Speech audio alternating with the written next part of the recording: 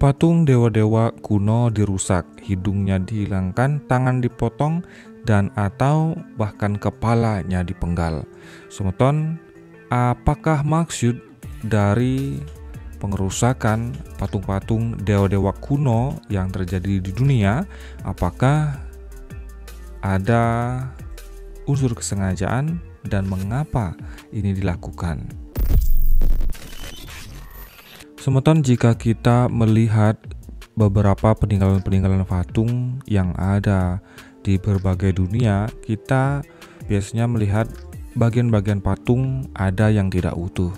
Dan semeton, ternyata penyebab dari patung-patung yang atau arca yang tidak utuh tersebut bukanlah terdiri dari satu saja penyebab. Misalnya sengaja dirusak oleh manusia, namun bukan juga karena bencana alam seperti gunung meletus, gempa bumi, banjir, dan lain-lain. Tetapi ada alasan lain pengerusakan dari patung-patung tersebut yang ternyata jika dipikir dirusaknya baru-baru ini, ternyata itu salah. Kebanyakan penemuan menemukan patung-patung atau arca-arca tersebut memang sudah rusak dari zaman dahulu. Dan semeton, tahukah Anda apa sih penyebab patung atau arca-arca dewa-dewa tersebut dirusak bagian-bagian tubuhnya? Bersama saya Syukurata Channel, inilah informasi selengkapnya untuk Anda. Selamat menyaksikan. Yang paling sering terlihat dan ditanyakan mengapa banyak patung kuno atau dewa-dewa kuno yang kehilangan hidungnya. Sementara nationalgeographic.co.id memberikan sebuah tulisan, jika terjadi satu atau dua kali saja, mungkin kita bisa menganggapnya sebuah kecelakaan. Namun apabila sebagian besar patung kuno telah dirusak di bagian hidungnya, tentu ini adalah sebuah hal yang sangat mencurigakan yang terjadi. Dan sudah pasti kita bisa menduga itu adalah unsur kesengajaan. Tapi tentunya kita akan bertanya, siapa pelakunya dan mengapa pelakunya melakukan ini?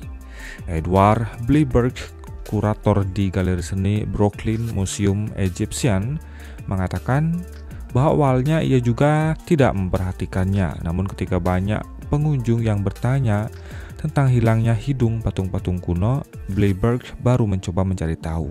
Ia melakukan penelitian tentang kerusakan wajah dan kaitannya dengan kehidupan setelah kematian. Konsistensi pola menunjukkan bahwa itu dilakukan dengan sengaja. Tidak hanya patung relief 2D juga menunjukkan kerusakan yang disengaja, kata Bleiberg. Menurut Bleiberg, orang Mesir kuno benar-benar percaya bahwa patung menyimpan jiwa yang sudah meninggal atau intisari dari dewa. Patung, relief, dan lukisan yang dianggap sebagai portal antara yang hidup dengan dunia para dewa dan orang-orang yang telah meninggal atau mati. Sebuah ritual biasanya akan dilakukan untuk mengaktifkan patung-patung sehingga mudah untuk dirasuki roh. Nah, sementara kebanyakan benda-benda tersebut disimpan di makam atau kuil. Ini dilakukan agar keturunan almarhum dapat menyuapi leluhur mereka di akhirat dengan hadiah dan makanan. Selain itu, manusia kerap mengirim persembahan kepada dewa dengan balasan, karena balasan itu mereka sudah menjaga Mesir begitu.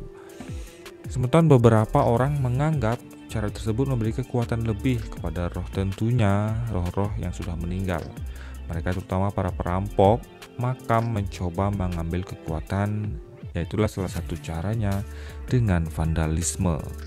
Bagian tubuh patung yang rusak dipercaya tidak akan mampu lagi melakukan tugasnya, ujar Bleiberg. Tanpa telinga, roh yang ada di dalam patung tidak akan mendengar doa. Demikianlah disampaikan. Tanpa lengan, ia tidak akan mampu menerima persembahan. Tanpa hidung, mereka dipercaya tidak akan bisa bernafas. Para perampok makan mungkin sengaja merusak hidung patung kuno agar roh tidak bisa balas dendam kepada mereka, karena tentunya mereka ini sudah melakukan kejahatan. Menurut Bleiberg, Mesir kuno memiliki sejarah panjang mengenai perusakan citra manusia. Pada masa prasejarah misalnya mumi-mumi sengaja dirusak, kemudian saat kekristenan tiba patung-patung relief serta ikon dewa Mesir kuno sengaja dirusak untuk mencegah setan kafir bangkit kembali. Perusakan merupakan gerakan simbolis yang kuat terkait dengan ketidakberdayaan atau penghinaan atau kehilangan identitas dan rasa sakit, katanya. Meskipun motif aksi vandalisme tersebut belum diketahui dengan pasti hingga saat ini, tapi setidaknya kita tahu bahwa itu bukanlah kecelakaan, melainkan memang ada unsur kesengajaan. Lalu semeton, adakah kaitannya pengerusakan tersebut, pengerusakan patung dewa-dewa di hidungnya itu dengan kerusakan-kerusakan patung yang terjadi di Nusantara, seperti leher yang dipotong atau patung tanpa kepala? Semeton silakan bisa berkomentar di kolom komentar. Saya Sukarata Istana Channel, terima kasih atas atensi Anda. Sampai jumpa di video selanjutnya. Om Santi Santi Santi Om.